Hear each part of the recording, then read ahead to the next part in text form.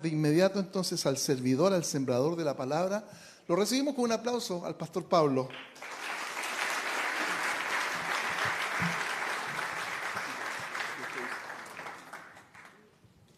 Muy buenas tardes, iglesia, ¿cómo están? Qué bueno es poder estar juntos en esta tarde para compartir la palabra del Señor. Y el día de hoy, como recién mencionaba el pastor, comenzamos una serie que hemos titulado De Génesis a Belén, Cristo, la simiente prometida. Y una serie que por lo menos para mí es profundamente especial, porque siempre que hablamos de Cristo hablamos de la persona más importante que pueda existir. Y la idea de esta serie o la intención que tiene es poder llevarnos de una manera ordenada y bíblica a poder adorar a Cristo. No es una serie que busque engrosar nuestro intelecto, aunque obviamente vamos a aprender, pero la revelación de la palabra siempre tiene un propósito: conocer para adorar, ¿sí? Y eso es lo que nosotros buscamos, conocer quién es Dios para que eso nos lleve inevitablemente a poder adorar su nombre. Y es una serie altamente cristológica. Vamos a estar hablando de Cristo en nuestra preparación para Navidad, porque comenzamos ahora una época donde todo el mundo se prepara para celebrar la Navidad, pero que muchas veces no se sabe lo que se celebra. Por lo tanto, de aquí durante las 4 siguientes semanas vamos a ir estando conociendo un poquito más acerca de Cristo, para que podamos realmente ver a ese Cristo anunciado, a ese Cristo prometido, a ese Cristo revelado en su palabra, esperado tan anheladamente, a ese Cristo encarnado y sobre todo a ese Cristo como el centro del plan de Dios. ¿Y por qué le hemos puesto de Génesis a Belén? Porque la Navidad, Cristo, no comienza en un pesebre. A veces pensamos que Cristo hace su aparición por primera vez en la escena de este mundo en Belén, en ese pesebre. Pero Cristo comenzó mucho antes. Cristo no comenzó en los evangelios ni en el Nuevo Testamento. La historia de Cristo comienza en Dios mismo, en la eternidad, y cómo Dios se ha encargado de revelarnos desde Génesis quién es Cristo y cómo Cristo es parte esencial, es la pieza perfecta, como dice el Nuevo Testamento, es la piedra angular de todo el plan y el propósito de Dios. Por lo tanto, le animo a que mientras avanzamos en esta serie usted pueda abrir su corazón para conocer cada día más y enamorarse y adorar a la persona de Cristo. ¿Les parece? Bueno, cerramos nuestros ojos entonces y oramos. Señor, te adoramos en esta mañana, en esta tarde, y te pedimos, Señor, que tú nos hables por medio de tu palabra para llegar y conocer realmente quién eres tú, Señor. Y que durante estas 4 semanas que vamos a estar hablando esta serie, que nuestro entendimiento pueda, Señor, ser abierto y nuestros ojos espirituales, Señor, puedan ser abiertos para comprender la belleza de la persona de Cristo, su importancia, su rol fundamental, para que podamos adorarte, Señor. Y podamos, Señor, nuestra vida de devoción contigo pueda cobrar cada día más significado. Te adoramos, Señor, y te pedimos que tú uses tu palabra para que nos hable en esta tarde. En tu nombre oramos. Amén. Bueno, como primer sermón o primer tema dentro de esta serie, el día de hoy vamos a hablar del cumplimiento de una promesa. Ese es el título de este sermón, el cumplimiento de una promesa. Y quiero comenzar haciéndoles una pregunta que quizás puede ser sencilla, pero que es bastante profunda e incluso podría yo, a través de lo que vaya desarrollando, incomodar a más de alguno. Y no quiero que te sientas incómodo por mí, sino que por lo que la palabra nos vaya revelando. Y quiero preguntarte, ¿qué es para ti Navidad? Y en segundo lugar, ¿de dónde lo aprendiste? ¿Y por qué digo esto? Porque el día de hoy comienza por así decirlo, este desenfreno donde vamos a estar siendo bombardeados por todos lados con mensajes, y lo digo entre comillas, navideños.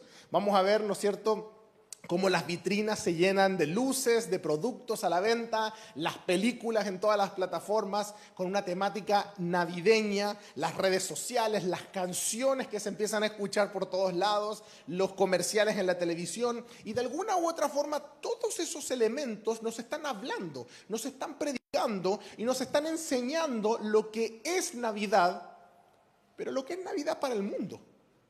Y es un momento tan importante dentro de la cristiandad que, si somos sinceros, y aquí por eso le digo que no quiero incomodar a nadie, pero si somos sinceros, tenemos que reconocer que nuestra forma de celebrar la Navidad y nuestro concepto de Navidad ha estado más moldeado por el mundo que por la palabra de Dios. Sin ir más lejos, todo el mundo en esta fecha anda comprando desenfrenadamente, porque nos han enseñado que Navidad es compras, que Navidad son regalos, que Navidad es ese sentimiento que aflora, que Navidad es comida, que Navidad es familia, que Navidad es, como le dicen en algunos comerciales y en algunas películas, la magia de la Navidad, ¿no es cierto? Esa energía, ese espíritu de amor y paz que se siente en esta fecha. Y bueno, si aparece Jesús también dando vuelta por ahí, bienvenido sea, ¿no es cierto? Pero qué peligro que corremos como cristianos al aprender de Navidad fuera de las Escrituras. Al aprender de lo que es la Navidad por personas que no creen en lo que realmente es la Navidad. Y por eso es que hoy día terminamos celebrando una fiesta que no tiene ningún sentido. ¿Por qué digo esto? Porque se supone que debiésemos celebrar a Cristo, pero terminamos celebrando cualquier cosa. Terminamos celebrando el regalo que nos dieron, terminamos celebrando la rica comida que estuvo, el momento lindo que pudimos pasar. Y por eso que digo que no quiero herir la susceptibilidad de nadie, porque sé que para muchos Navidad es esto. Y muchos esperan ese día para celebrar de esa forma. Pero hoy día yo espero que la palabra nos pueda convencer, porque el peligro de aprender de Navidad de lo que has aprendido toda tu vida, de la tradición familiar que tuviste, de la manera en que lo viste, de la manera en que lo hiciste siempre, o de lo que viste en la televisión o en las películas. El problema es que nos termina mostrando una versión distorsionada de lo que es la Navidad y nos termina haciendo insensibles a la ofensa que significa para Dios sacar a Cristo de la Navidad. Qué triste es ver a una familia cristiana que pueda celebrar la Navidad sin Cristo.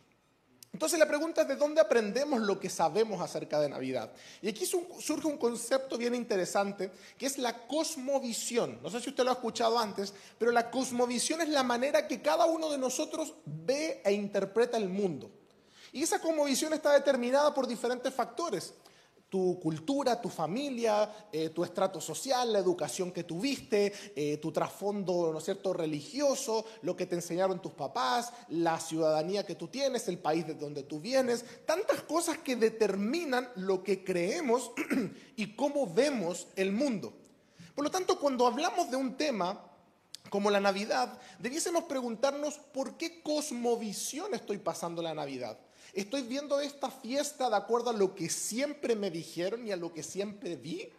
¿O realmente a lo que dice la palabra? Porque como cristianos somos llamados a tener una cosmovisión bíblica, es decir, a ver la vida como la ve Dios, a ver la vida a través de los lentes de la palabra. Y eso muchas veces es complejo y choca con nuestra cultura de siempre haber hecho las cosas de una cierta manera y de nunca habernos preguntado: ¿y por qué lo hacemos así? ¿Y por qué creo esto? Y aquí es donde cobra tanto sentido la palabra de Dios. Entonces la pregunta es: ¿qué dice la palabra con respecto a la Navidad? ¿Qué es lo que dice sobre esta fiesta? Y no quiero herir, como le decía nuevamente, la susceptibilidad y la sensibilidad de nadie, pero para muchos la Navidad es una temporada muy querida. Muchos recuerdos de infancia, tradiciones familiares, rutinas que quizás nunca te has cuestionado. Siempre lo han hecho igual. Pero hoy día quiero invitarte a mirar la Navidad por los lentes de la Escritura, no para destruir tus recuerdos, sino para purificar tu celebración. ¿Cuántos estarían dispuestos a purificar esta fecha? Porque ¿qué significa Navidad? Navidad literalmente viene del latín nativitas, que significa nacimiento. Por lo tanto, muy obvio, ¿no es cierto? ¿Qué es lo que celebramos en Navidad? El nacimiento de Jesús. Celebramos su vida, nacimiento. Dicho sea de paso, si alguien le dice Pascua a esta temporada, está totalmente errado. Un grave error que tenemos aquí en Chile, ¿no es cierto? Pascua es lo contrario a Navidad. Navidad significa nacimiento, Pascua significa muerte. Por eso la Pascua la celebramos en abril, en Semana Santa, porque celebramos la muerte de nuestro Señor Jesucristo. Por lo tanto, cuando alguien está cantando Pascua feliz para todos, lo único que dice es muerte feliz para todos, ¿sí? Cuando usted le dice a alguien feliz Pascua, le está diciendo feliz muerte, ¿ya?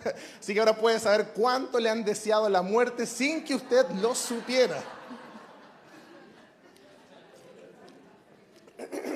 Entonces, Navidad es eso, nacimiento. Ahora, desde una perspectiva cristiana, entonces, celebrar Navidad significaría celebrar el día en que Cristo se encarnó y nació en este mundo. Ahora, es muy importante que nosotros veamos que la Navidad no es un mandato bíblico. En ningún lado de la Biblia se habla de celebrar la Navidad. Por lo tanto, nadie podría decir, no, es que la Biblia dice que tenemos que celebrar la Navidad. No. La Biblia en ningún lado dice, no es un rito obligatorio. Por lo tanto, si usted no quiere celebrar la Navidad, no está cometiendo ningún pecado, como al igual que si usted lo quiere celebrar, tampoco está transgrediendo ninguna norma bíblica. Ahora, qué lindo es poder celebrar la Navidad, pero la verdadera Navidad. Porque independiente del día, que no sabemos cuándo Jesús nació, qué lindo es que en nuestro calendario pueda haber un día especial donde digamos, ¿sabes qué? Ese día de una manera especial y diferente voy a recordar un hecho histórico innegable, que un día Dios se hizo hombre. El problema no es la celebración, sino que cómo lo celebramos. Porque la Navidad básicamente surge, no lo quiero latear con toda la historia porque no es el propósito de este tema, pero la Navidad surge de la antigua Roma, donde el 25 de diciembre y esas fechas anteriores, esa semana entre el 16 y el 25, se celebraban distintas fiestas. La primera era el Día del Sol Invictus, donde se celebraba el solsticio de invierno, donde se adoraba al sol. ¿Por qué? Porque en ese día, de ahí en adelante, en fondo el día era más largo y se celebraba que el sol había vencido a las tinieblas. Y en segundo lugar se celebraban las fiestas saturnales, que básicamente eran una festividad al dios Saturno, dios de la agricultura y el tiempo, y básicamente eran fiestas que estaban marcadas por un exceso. No sé si usted ha estudiado algo de la historia romana, pero los romanos eran caracterizados por sus excesos en todo. Por lo tanto, era una fiesta de borracheras, de desorden moral, de desenfreno, de banquetes. Incluso se regalaban prostitutas para poder celebrar esta fiesta, para que usted vea el nivel de depravación que tenían estas fiestas. Por supuesto, la iglesia primitiva estuvo inserto dentro de esta época donde se celebraba de esta manera. La pregunta es, ¿qué hizo la iglesia? La iglesia tenía dos alternativas: o nos aislamos y no queremos saber nada con ellos, o celebramos lo mismo que ellos. Y la iglesia hizo algo bien interesante, ni una ni la otra. La iglesia, por supuesto, nunca celebró este tipo de fiestas, pero tampoco la iglesia se aisló, sino que la historia nos muestra que los primeros cristianos de alguna manera intentaron mostrar, aunque Cristo no nació ese día, mostrar que la respuesta a lo que el hombre siempre ha buscado se llama Jesucristo. Y es por eso que surgen estas celebraciones, no como una forma de unirse al paganismo, sino que de alguna manera demostrar su convicción frente a esto. Y de hecho fue interesante porque muchos de los primeros cristianos propusieron la idea de, si Roma celebra el sol, ¿por qué nosotros no celebramos y anunciamos a Cristo, el verdadero sol de justicia? Por lo tanto, mientras Roma adoraba al sol, la iglesia empezó a decidir a proclamar al Dios que hizo el sol. Y entonces comenzó un movimiento, por así decirlo, para redimir esta depravación, haciéndole ver a la humanidad que en realidad lo que estaban celebrando no tenía ningún sentido si no celebraban a la persona de Cristo. De hecho, algunos de los padres de la iglesia hicieron populares estas frases donde ellos decían: no celebren este día para el sol como lo hacen los paganos, sino para aquel que hizo el sol. Por lo tanto, no se trataba del día exacto. No es que hoy vamos a celebrar este día porque este día nació Jesús, sino se trató de redimir una fiesta pagana mostrando algo más grande que la fiesta, y era la persona de nuestro Señor Jesucristo. ¿Y por qué le cuento esto? Porque hoy pareciera que lo que ellos quisieron hacer, de marcar una diferencia con el paganismo, es lo que nosotros estamos uniéndonos al paganismo. Pareciera que la iglesia el día de hoy dice, yo quiero hacer lo que hacen las fiestas paganas. Yo quiero hacer lo mismo que hacen aquellos que celebran sin Cristo. Porque yo le pregunto, ¿cuál es la diferencia entre celebrar la Navidad en una familia cristiana de celebrar en una familia que no sea cristiana? Tristemente, en la mayoría de los casos no hay diferencia. En ambas familias va a ser un estrés por los regalos, esperando ansiosamente, sin sentido, las 12 de la noche para desenfrenarse, regalando, días anteriores agotados, comprando cualquier tontera para no llegar con las manos vacías, comiendo y muchas veces, y la mayoría de las veces, ignorando por completo a la persona de Cristo. La mayoría de las familias cristianas no oran en ese día, no recuerdan a Cristo, no comparten la palabra, no hablan de lo que realmente significa esa celebración. Por lo tanto, nos hemos distraído tantos con regalos, comidas, redes sociales, imágenes y tradiciones sin contenido espiritual que Cristo ha quedado relegado en un rincón como si fuera simplemente un accesorio. Así que yo quiero decirle algo con claridad y con firmeza en esta mañana, y me disculpa si ofendo su celebración, pero una Navidad sin Cristo es una contradicción. Una Navidad de Cristo sin Cristo es una distorsión. Y lo peor de todo, una Navidad sin Cristo es una ofensa a Dios y a su plan perfecto.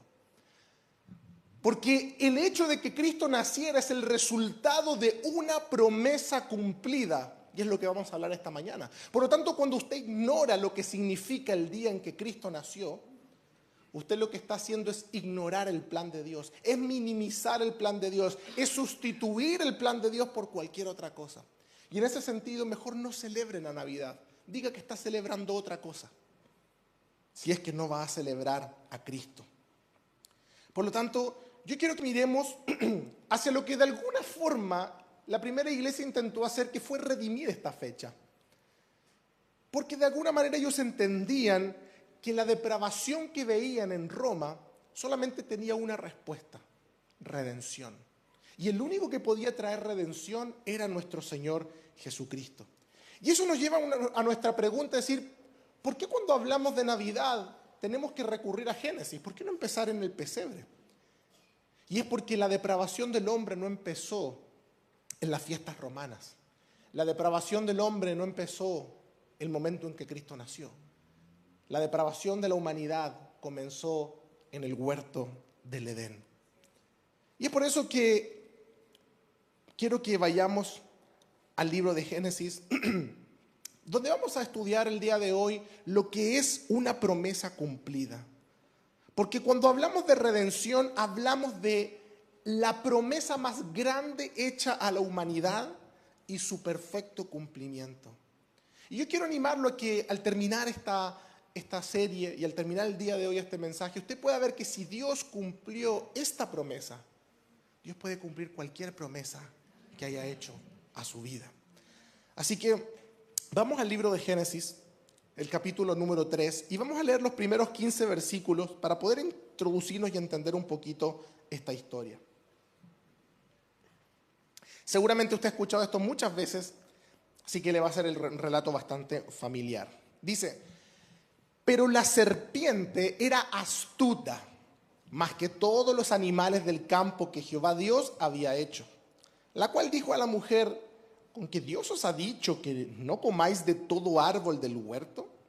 Y la mujer respondió a la serpiente: del fruto de los árboles del huerto podemos comer, pero del fruto del árbol que está en medio del huerto, dijo Dios, no comeréis de él, ni le tocaréis, para que no muráis. Entonces la serpiente dijo a la mujer: no moriréis, Si no sabe Dios que el día que comáis de él serán abiertos vuestros ojos y seréis como Dios, sabiendo el bien y el mal. Y vio la mujer que el árbol era bueno para comer y que era agradable a los ojos y árbol codiciable para alcanzar la sabiduría.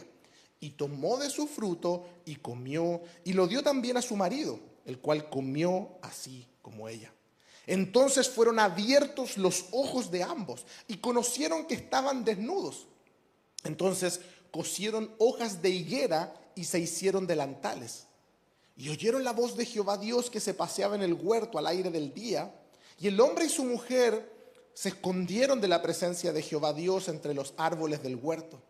Mas Jehová Dios llamó al hombre y le dijo: ¿dónde estás tú? Y él respondió: oí tu voz en el huerto y tuve miedo porque estaba desnudo y me escondí. Y Dios le dijo: ¿quién te enseñó que estabas desnudo? ¿Has comido del árbol que yo te mandé no comieses?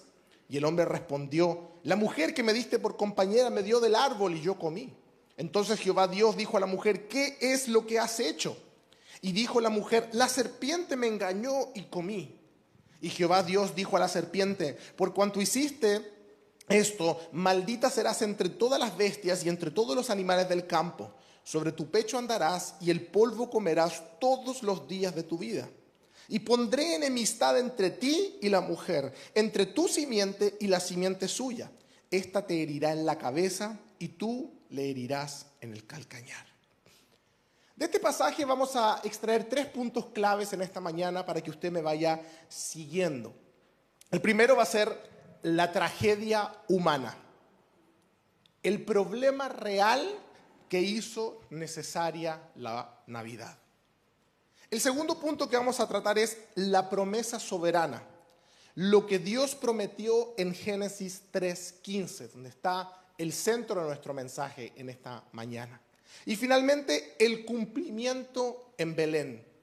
Como miles de años después, Dios cumplió exactamente lo que prometió. ¿Están conmigo?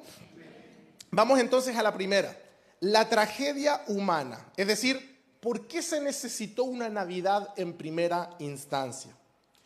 Y si ustedes siguieron este relato conmigo, se van a dar cuenta que todo comenzó con la semilla de una duda. Había una relación perfecta entre Dios y el hombre, pero resulta que aparece este personaje, la serpiente, sembrando duda en la mujer. Así que Dios te dijo, ¿es verdad eso? ¿Te has dado cuenta que Dios no quiere que tú seas feliz y te está prohibiendo comer este árbol tan delicioso? Sembrando la duda. Y hermanos, este es el corazón de todas las tentaciones. El enemigo siempre comienza cuestionando la bondad de Dios y haciéndonos dudar de lo que Dios nos ha dicho. Así que Dios te dijo eso. ¿Y tú todavía crees a lo que Dios te ha dicho? ¿Y tú crees que realmente Dios quiere que tú seas feliz y te está prohibiendo esto? ¿Dios quiere que tú seas feliz o no? Tú mereces más. Y tantas cosas que vienen a nuestra cabeza muchas veces. Y es por eso que el apóstol Pablo, inspirado por el Espíritu Santo, cuando habla la carta a los romanos, les dice que el hombre cambió la verdad de Dios por la mentira, honrando y dando culto a las criaturas antes que al Creador. Porque fue justo lo que sucedió aquí en el Edén. Cambió el hombre y la mujer lo que Dios les había dicho que era verdad, lo cambiaron por lo que la serpiente les había dicho que era mentira. Y esta es la manera en que el pecado comienza siempre. No son actos visibles, sino que muchas veces son pensamientos, son ideas que el enemigo siembra en nuestra mente para hacernos cuestionar la verdad de Dios y pensar que en realidad Dios no nos está diciendo todo, que hay algo más que Dios nos está ocultando. Pero ¿saben qué? El creer estas mentiras llevó al hombre al primer día de la independencia, al día en donde el hombre y la mujer dijeron: esta serpiente tiene razón. Es momento en que nosotros decidamos por nosotros mismos lo que queremos hacer y dejemos a Dios de lado porque Él nos ha estado prohibiendo esto. Por lo tanto, dice que codició ese árbol como algo que Dios no lo estaba dejando tener y comió. Y Adán, quien se supone que debiese estar ahí para proteger, también cayó y comió igualmente. Por lo tanto, la esencia del pecado está en esta declaración no hablada quizás. Yo sé mejor que Dios. Yo sé lo que puedo determinar lo que es bueno y malo. No necesito quien me lo pueda decir. En otras palabras, el hombre y la mujer dijeron, si yo como de esto, seré como Dios. Podré tomar mis propias decisiones y no dependo más de Dios. Por eso Pablo le sigue diciendo a los romanos en el capítulo 1, 21, que habiendo conocido a Dios, no le glorificaron como a Dios ni le dieron gracias, sino que se envanecieron en sus razonamientos y su necio corazón fue entenebrecido. Es decir, el hombre y la mujer conocieron a Dios, tuvieron comunión con Dios en el Edén, pero habiéndole conocido decidieron no glorificarle como a Dios ni darle gracias por todo lo que Dios les había dado, sino que se envanecieron en sus razonamientos y dijeron, yo puedo ser ese Dios. Y el enemigo cumplió su propósito con entenebrecer, oscurecer el corazón del hombre. Esto nos muestra que Adán y Eva no pecaron porque eran ignorantes. Pecaron porque no quisieron dejarse gobernar por Dios. Y como resultado, es el mismo resultado que ha tenido toda la humanidad, incluyéndonos a nosotros, cada vez que toma decisiones sin Dios. Culpa, vergüenza y separación de Dios. Dice que fueron abiertos sus ojos y se dieron cuenta que estaban desnudos y que hicieron, se escondieron de la presencia de Dios. Porque esta es la condición del hombre que no conoce a Dios. Vergüenza, se siente sucio, culpa, temor.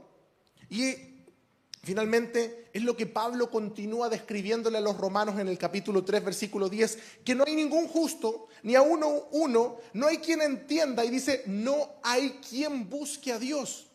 Porque el ser humano no quiere buscar a Dios, quiere esconderse de Dios, como lo hizo Adán. Y eso es lo que hace la humanidad de hoy. ¿Quién está preocupado de buscar a Dios?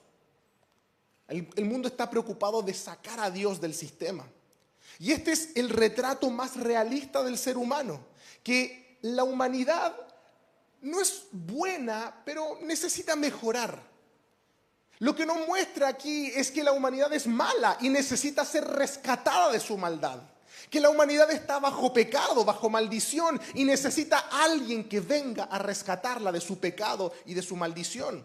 La humanidad en realidad está separada de Dios eternamente si no hay alguien que lo pueda salvar.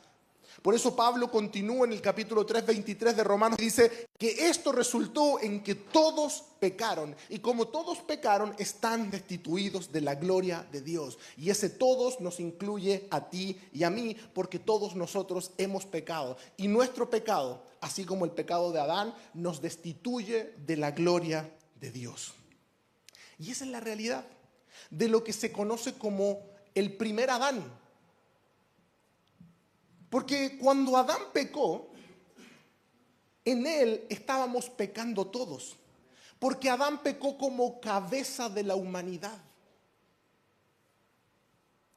Pablo lo explica claro en el libro de Romanos y dice en el versículo 12 del capítulo 5, por un hombre entró el pecado en el mundo y por el pecado la muerte. Versículo 15, por la transgresión de uno murieron los muchos. Versículo 19, por la desobediencia de un hombre, los muchos fueron constituidos pecadores. Por lo tanto, usted dice, ¿qué tiene que ver esto con Navidad? Mucho, porque no podemos entender Navidad si primero no entendemos que Adán cayó, que Adán desobedeció y que Adán arrastró a toda la humanidad a la muerte, a la culpa y a la condenación. Desde ahí en adelante la humanidad entera está bajo condenación. Por lo tanto, la Navidad sin este entendimiento no tiene ningún significado real. ¿Por qué? Porque Cristo no nació para mejorar gente buena. Cristo vino a rescatar gente perdida. Por lo tanto, si celebramos la Navidad como un cuento lindo, como un cuento tierno de un bebé simplemente que nació, pero no hablamos del pecado, estamos celebrando una mentira. Navidad no se trata de un bebito que nació y que era especial y que era diferente a otros bebés. Se trata del Hijo de Dios naciendo esa noche en Belén. ¿Y por qué nació el Hijo de Dios? ¿Por qué es necesaria la Navidad? ¿Por qué tuvo que ocurrir ese hecho histórico? Porque el hombre había pecado, y ese hombre había pecado porque había sido influido por Satanás. Y Satanás es el padre de la mentira y del pecado. Imagínense esta escena. Satanás se rebeló en el cielo contra Dios. Satanás dijo lo mismo que le dijo al hombre: yo quiero ser como Dios. Yo quiero tomar esa autoridad de Dios. Y subió orgullo a su corazón y se rebeló y arrastró con él a la tercera parte de los ángeles. ¿Y qué es lo que hace ahora el hombre? Satanás ve que Dios crea una nueva raza de seres humanos y dice: los voy a contaminar porque quiero simplemente hacerle la guerra a este Dios. Por lo tanto, Satanás decide contaminar al ser humano tal cual como él se contaminó y contaminó a otros ángeles. Pero ¿saben qué? Ese bebé tenía que nacer por lo que dice el apóstol Juan en 1 de Juan 3:8, que el que practique el pecado es del diablo. Porque el diablo peca ¿desde cuándo? Desde el principio. Pero para esto apareció el Hijo de Dios, para deshacer las obras del diablo. Denle un aplauso al Señor si lo cree. Por eso nació Jesús. Por eso se encarnó. Por eso apareció en ese pesebre. Para deshacer las obras del diablo. ¿Se da cuenta que no estamos celebrando un bebito que nació? Estamos celebrando que apareció el Hijo de Dios para deshacer lo que había sucedido en el Edén, que es el diablo pecando desde el principio y contaminando a la raza humana entera. Pero apareció el Hijo de Dios para deshacer las obras del diablo. Por lo tanto, Navidad no son lucecitas y bonitos y abrazos y regalos. Navidad es entender que la humanidad estaba condenada, que el diablo que pecó desde el principio hizo también que el hombre pecara y que se separara de Dios. Por lo tanto, no subestimemos la depravación humana. Cuando el mundo moderno lo que intenta hacer es maquillar el pecado y trivializarlo, Dios lo llama rebeldía, orgullo, muerte. Por lo tanto, Cristo no vino porque necesitáramos simplemente un buen hombre que nos mostrara cómo se vive la vida. Cristo no vino solamente para dejar buenas enseñanzas morales. Cristo vino porque estábamos perdidos y necesitaba deshacer las obras del enemigo. Por lo tanto, la Navidad no tiene sentido si no entendemos la caída del hombre en Génesis 3. No hay pesebre sin caída. Si el hombre nunca hubiese pecado, nunca hubiese venido el Salvador. Por lo tanto, a Cristo se le considera el segundo Adán. Pero ¿saben qué? Antes de celebrar el nacimiento del segundo Adán, tenemos que llorar la caída del primero. Y aquí, hermanos, es donde sucede lo más extraordinario. Que en medio de esta rebelión cósmica, que no es el hombre y la mujer pecando, es el enemigo arrastrando el pecado a todo lo que más pudiese contaminar. En esta realidad, donde Dios podría haber dicho: ¿saben qué? Voy a eliminar a la raza humana por pecadora, voy a eliminar a la serpiente inmediatamente, voy a destruir todo. En ese momento, Dios hizo una promesa de salvación. Qué increíble que en medio de la tragedia aparezca la gracia. Que en medio de las lágrimas aparezca la esperanza, porque claramente podemos ver que el corazón de Dios había sido ofendido. Su creación se había rebelado en contra de él. Pero aquí es donde brota la primera palabra del Evangelio, lo que nos lleva a nuestro segundo punto, la promesa soberana. ¿Qué es lo que Dios prometió? Y lo prometió en Génesis 3:15. No sé cuántos han leído antes este versículo, pero miren lo que Dios le dice a la mujer. Después de que maldice a la serpiente: te vas a arrastrar, serpiente, por haber engañado a la mujer. Miren lo que le dice: y pondré enemistad entre ti y la mujer, entre tu simiente y la simiente suya. Esta te herirá en la cabeza y tú le herirás en el calcañar. Seguramente usted lee esto y no entiende nada. ¿Qué quiere decir? ¿Dónde está la promesa? ¿Qué es lo bueno? ¿Qué es lo maravilloso? ¿Qué es lo increíble de este versículo? Es que este versículo es una semilla del Evangelio. En este versículo está escondido todo lo que vamos a ver revelado en el Nuevo Testamento con la vida de Cristo. Esto es lo que se conoce en teología como el protoevangelio o la versión preliminar del Evangelio, como cuando usted quiere hacer un producto y primero hace el prototipo. Esto es la primera vez que se anunció el Evangelio. ¿Y cómo es esto? Dios anuncia en primer lugar que habrá dos cosas. En primer lugar, que va a haber un conflicto. ¿Cuál es ese conflicto? La simiente de la mujer con la simiente de la serpiente. Dice, pondré enemistad, le dice a la serpiente, entre tu simiente y la simiente de la mujer. Y estas dos simientes están simbolizando algo. La simiente de la serpiente está simbolizando todos descendientes del pecado. Todos aquellos que son engañados por el diablo, la serpiente antigua, y que se mantienen ahí en ese engaño y que son parte, como muchas veces dice el Nuevo Testamento de manera fuerte, son hijos de la mentira, hijos del diablo, los que siguen a Satanás. Pero por otro lado, está hablando de la simiente de la mujer, y no solamente está hablando de todas las personas que nacen, sino que está diferenciando la simiente maldita en la serpiente, y el pecado es maldición, de la serpiente, de la simiente de la mujer, de donde Dios promete que un descendiente de la mujer nacería para redimir las obras del diablo. Entonces, en primer lugar, un conflicto entre una simiente y otra. Pero además promete que va a haber un vencedor de este conflicto. Y este vencedor vendrá de la simiente de la mujer, aunque será un vencedor que en primer lugar será herido, pero que en segundo lugar aplastará la cabeza de la serpiente. Por lo tanto, cuando usted ve a Cristo muriendo en la cruz, Él es la simiente de la mujer que en la cruz estaba siendo herido. Estaba siendo mordido en el talón. Pero cuando Cristo se levanta de la muerte y resucita, estaba pisoteando a la cabeza de la serpiente para siempre. Y es por eso que decimos que aquí está escondido el Evangelio. Porque vemos algo tan en estado embrionario. Un redentor humano, la simiente de la mujer, un redentor sufriente, herido en el talón, y un redentor victorioso aplastando la cabeza de la serpiente. Porque lo máximo que puede hacer la serpiente es el calcañar, es el talón. Porque la serpiente se arrastra.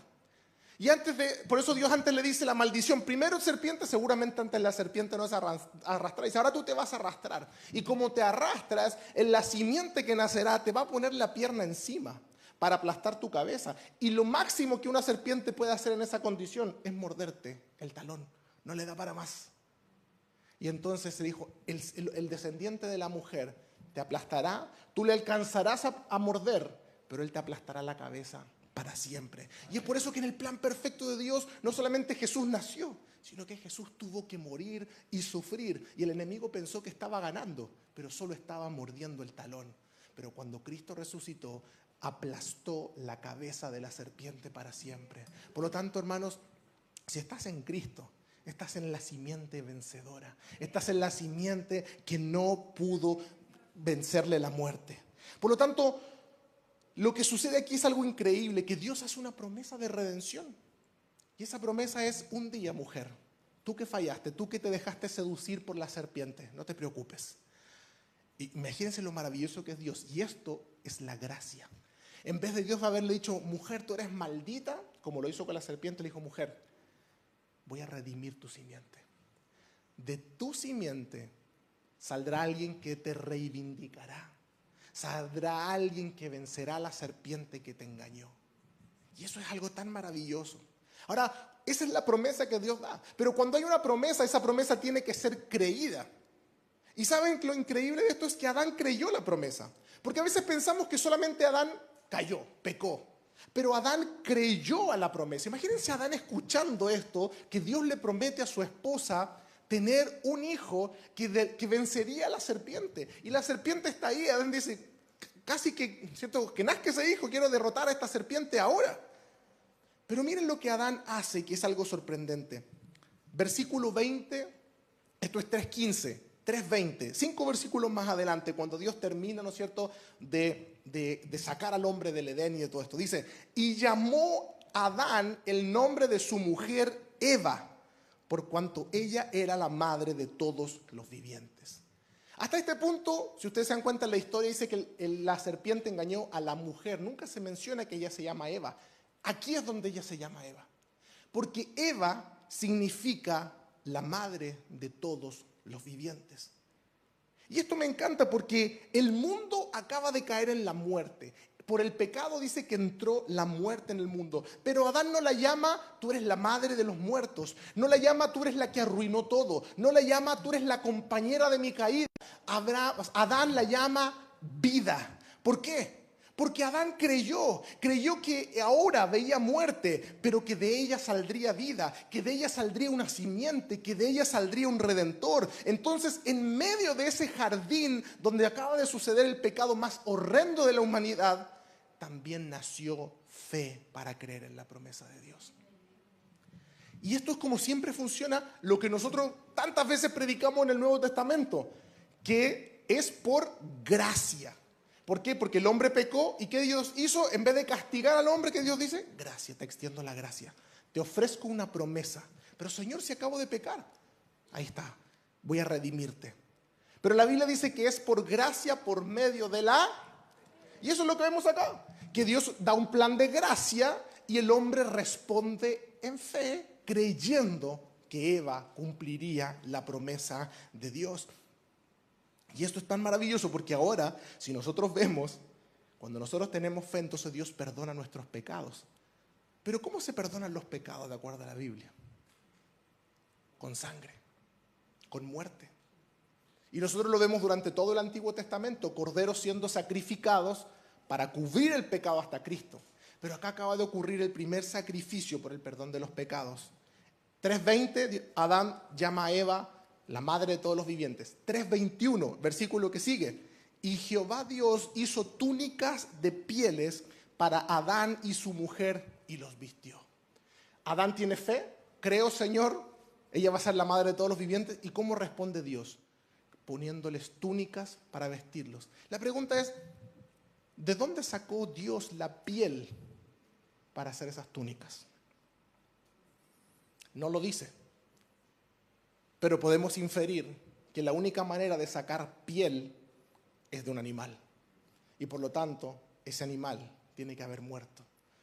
Por lo tanto, tuvo que haber habido el primer derramamiento de sangre para que haya remisión de pecados. Y esto es una imagen poderosa porque hasta este punto Adán intentó cubrirse con hojas. Pero eso fue insuficiente. Y Dios lo vio cubierto de hojas y dijo, eso no cubre tu pecado.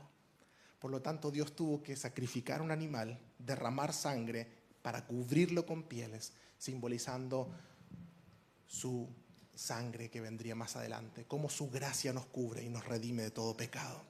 Por lo tanto, vemos este patrón desde el comienzo. Para cubrir al pecador, otro tiene que morir. Y así fue hasta el día en que el Señor Jesucristo vino y con su sangre fuimos redimidos una vez y para siempre. Ahora, qué maravilloso es entender esto, pero de aquí en adelante tiene que haber surgido una tensión que nos acompaña durante todo el Antiguo Testamento. Y es, ¿y quién va a ser la simiente de la mujer que aplastará a la serpiente? Entonces Adán y Eva creen, y entonces ¿qué es lo que sigue? Versículo 1 del capítulo 4. Conoció Adán a su mujer Eva, la cual concibió y dio a luz a Caín. Y miren lo que dice Eva, por voluntad de Jehová he adquirido varón. Es decir, se cumplió la promesa, tuve un descendiente. Y esto no es como, nació un bebé. Imagínense, hermanos, nunca había nacido nadie en la historia de la humanidad. Eva no sabía lo que era estar embarazada. No sabían, imagínense cuando empezó a crecerle su guatita, ¿no es cierto? Cuando empezó a salir este niño, imagínate cómo tienen que haber quedado, ¿qué está pasando? Entonces cuando nace este primer ser humano, ellos dicen, ¡wow! Eso que Dios nos dijo se cumplió. Tuve un descendiente, Señor, lo cumpliste. Listo, se acabaron todos nuestros problemas. Él va a pisotear la cabeza de la serpiente. Pero resulta que Caín no salva, Caín mata. Y en vez de transformarse en el redentor, Caín se transforma en el primer asesino de la historia. Por lo tanto, no es él. Imagínense la decepción.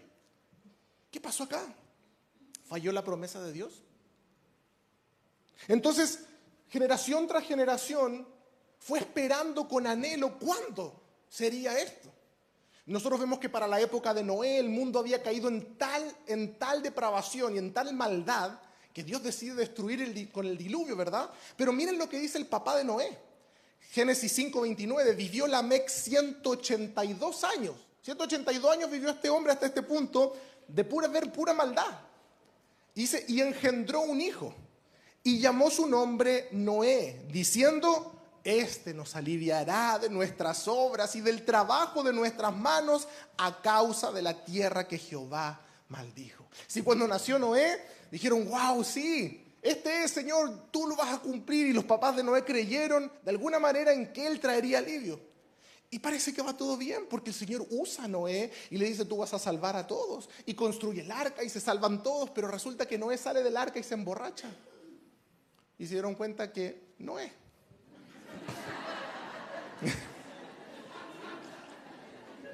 Por eso le pusieron así, pues si yo. Entonces, hermanos, ¿quién va a ser? Y entonces se dan cuenta que generación tras generación ninguno cumple. Entonces Dios un día llama a un hombre y le hace la misma promesa que Eva. Llama a un hombre llamado Abraham y le dice, Abraham, en tu simiente serán benditas todas las naciones. Es decir, también habrá un descendiente de tu linaje. Ese descendiente de la mujer tiene que pasar por tu linaje, porque yo voy a ser un pueblo. Pero resulta que es el linaje de Abraham, pero no es Abraham. Pero Abraham tiene a un hijo, a Isaac. Ese hijo tiene otro hijo, Jacob. Ese hijo tiene 12 hijos. Uno de ellos es José. Y resulta que todo va creciendo y avanzando y todos parece que pintan, pero ninguno es. Hasta el punto que nace un redentor, Moisés, y que Dios lo usa, pero ese redentor ni siquiera alcanza a pasar a la tierra prometida. Pero se levanta un guerrero como Josué que lleva a todo el pueblo a la tierra prometida. Pero el pueblo se desvía. Y llegan a un momento terrible donde los jueces gobiernan y cada uno hacía lo que quiere. Entonces dice, bueno, si tan solo tuviéramos un rey, todo mejoraría.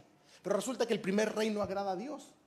Pero el segundo rey, Dios dice, este lo elijo yo, es conforme a mi corazón, el rey David. Y parece que ahora sí, este rey es el que va a llevar a Israel al cumplimiento de la promesa. Y de hecho Dios le dice a David en el 2 de Samuel, pero mi misericordia no se apartará de él como la aparté de Saúl, al cual quité de delante de ti. Y le dice, y será afirmada tu casa y tu reino para siempre delante de tu rostro, y tu trono será estable eternamente. Dios le está diciendo a David, ¿sabes qué, David?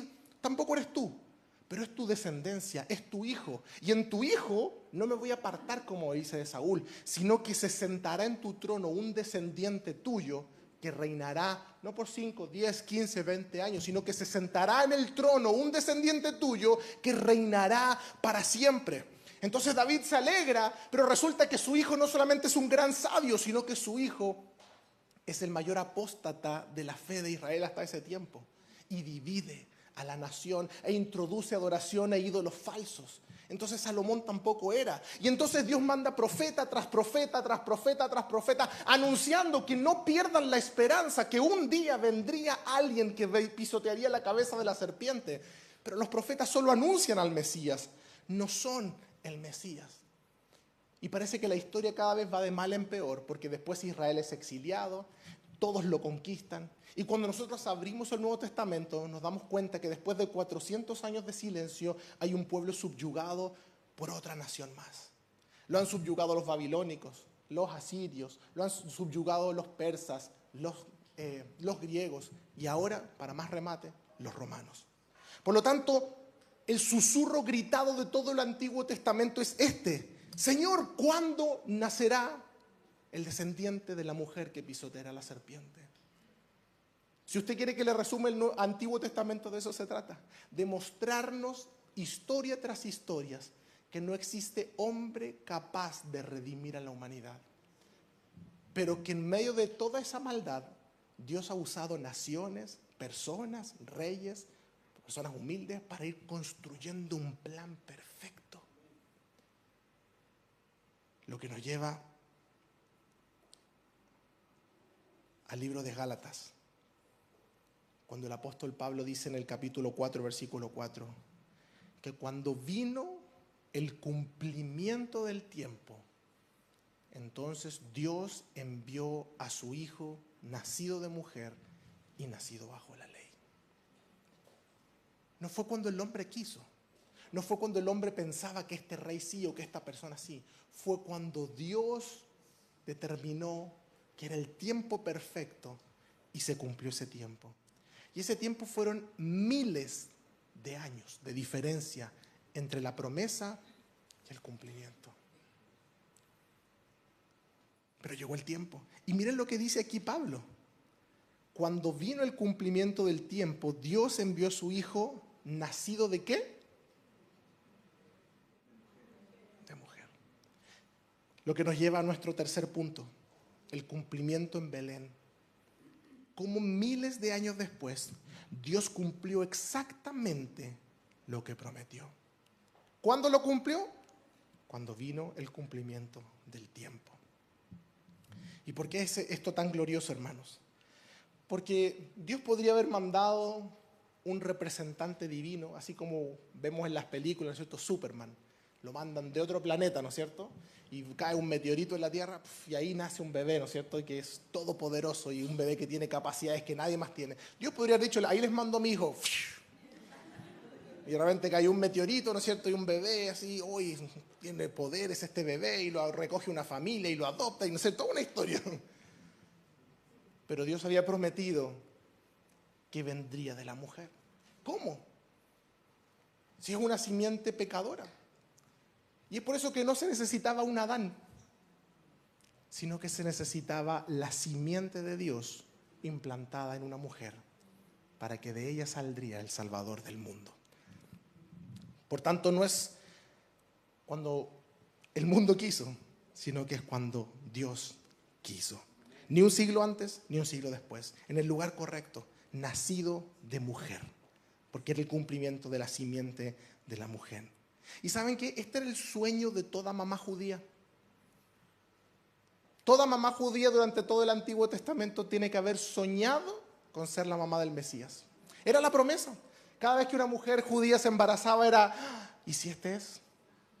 ¿Y si esta es la descendencia que el Señor nos prometió como nación? Pero ninguna era.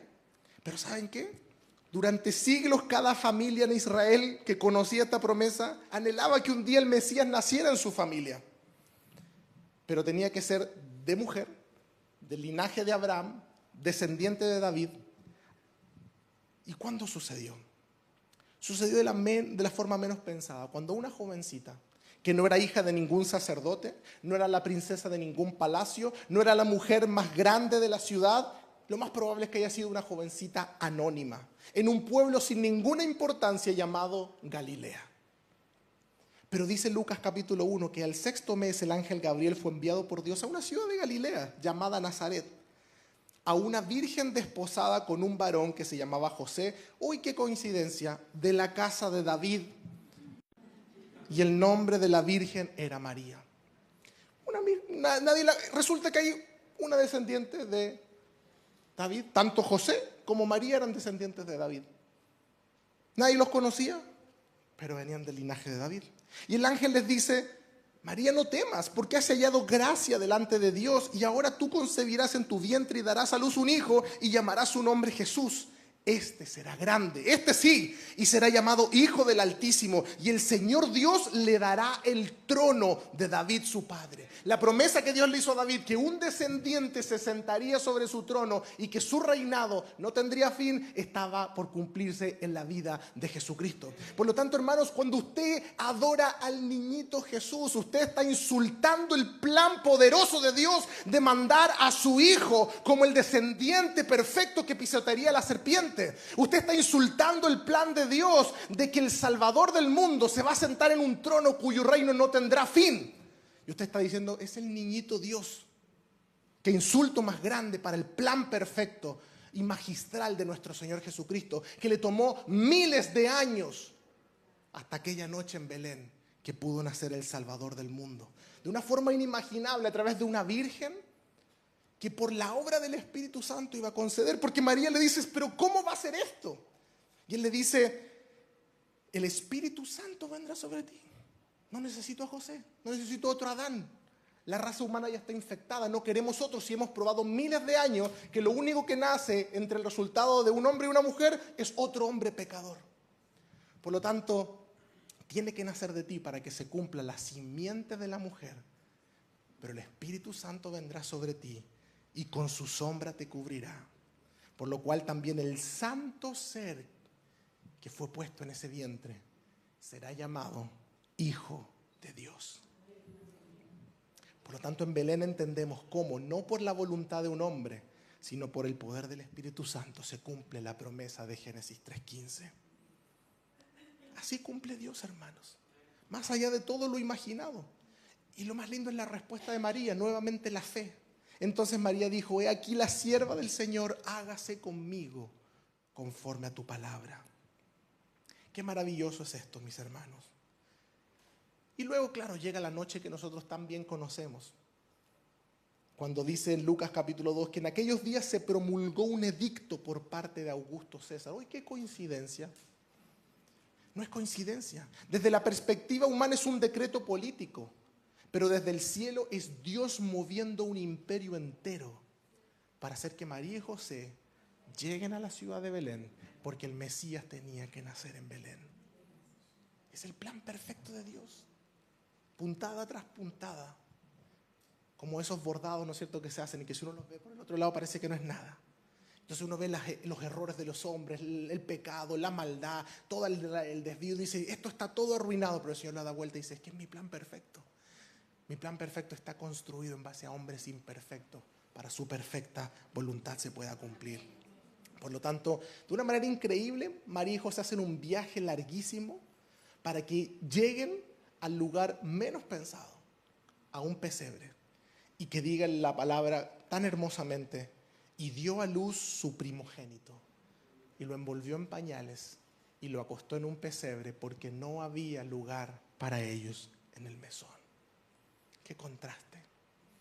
El Hijo eterno de Dios, la simiente prometida desde el Edén, el aplastador de las serpientes, el rey que se sentaría en un trono que no tendría fin, naciendo en pobreza, envuelto en trapos, en medio de animales.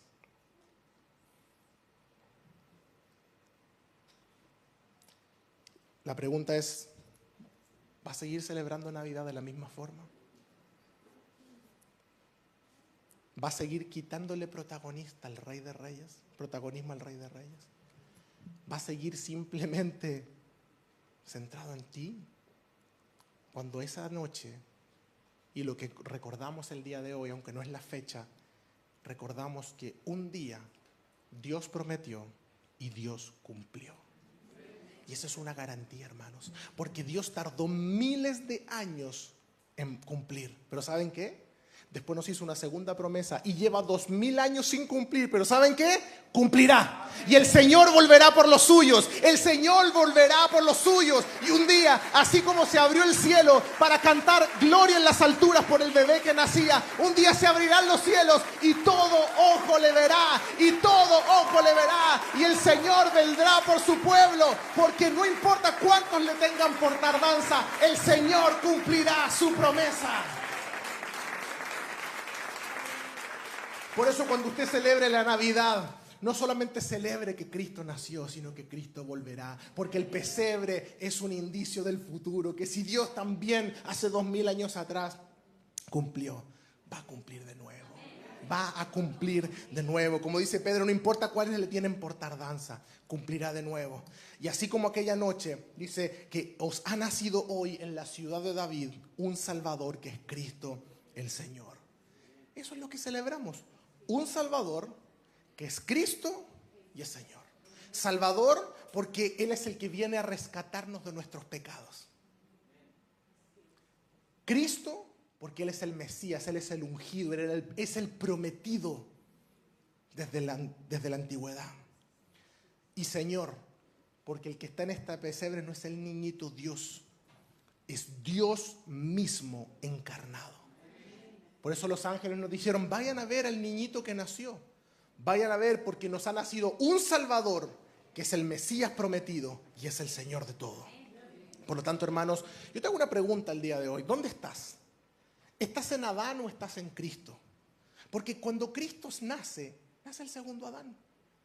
El que ahora, así como en Adán todo se nos es imputado el pecado de Adán, los que están en Cristo recibimos por imputación la justicia de Cristo. Porque en Adán se corrompe la humanidad, pero en Cristo se crea una nueva humanidad. Y los que están en Cristo son nuevas criaturas y son parte de una nueva humanidad creados en Cristo Jesús para buenas obras. Por lo tanto, hermanos, es tan importante entender que la Navidad es de Génesis hasta Belén. Porque es la promesa de que una serpiente fue derrotada y llegará el día de la victoria final de nuestro Señor Jesucristo. Por lo tanto, para terminar, solamente quiero dejarle lo siguiente. Si toda la historia ha sido guiada perfectamente por nuestro Señor, por Dios y su plan perfecto, para traer esta simiente, para que Jesús naciera de la manera en que nació, ¿vas a reducir la Navidad a consumo?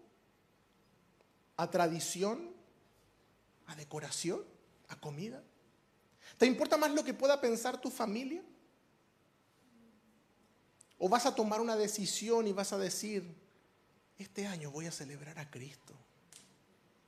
Este año voy a celebrar al Rey de Reyes. ¿Te vas a paganizar? Y por eso comencé diciendo que quizás ofendo la susceptibilidad de alguien. ¿Pero te vas a paganizar? ¿Te vas a vender a la fiesta? ¿O te vas a sentar con tu familia? No importa si hay mucha o poca comida.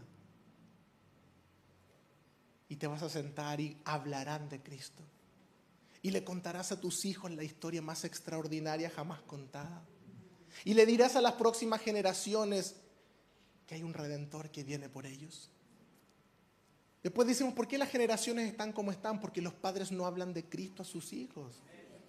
Les hablan del viejito pascuero y los niños, en vez de esperar a Cristo, están solo esperando regalos. Dale un regalo otro día. Hay 364 días más del año para darle un regalo. Dale un regalo en año nuevo. Cámbiala al sentido tú. Pero no dejes que tus generaciones se contaminen.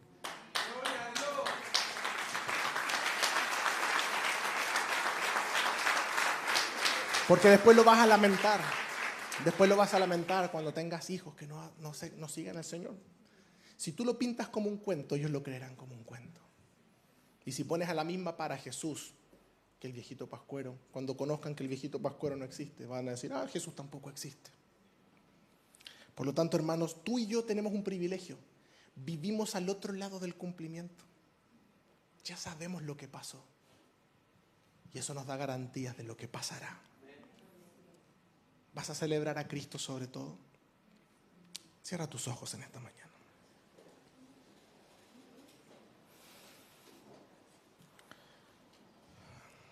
Cierra tus ojos y quiero que por unos minutos puedas pensar y decir, perdónanos, Señor, porque no te hemos atesorado sobre todo. Porque es más fácil, Señor, vendernos al sistema. Porque es más fácil paganizar una fiesta que adorar al Rey de Reyes. Pero en esta mañana, Señor, en esta tarde, queremos recordar que cuando el mundo pone luces, podamos recordar que un día la luz verdadera vino a este mundo. Que cuando el mundo se da regalos, nosotros podamos recordar que no necesitamos regalos, porque un día Dios nos regaló a su unigénito Hijo.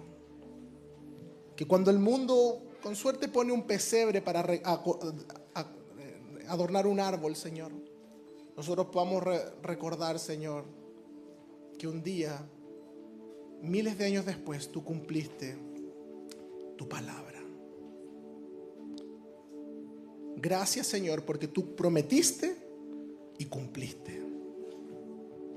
Gracias, Señor, porque en Belén no comenzó un cuento, sino la etapa final de un plan perfecto.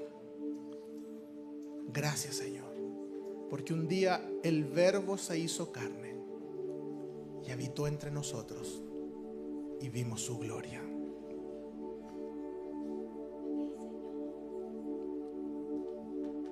Póngase de pie y vamos a adorar al Señor en esta tarde.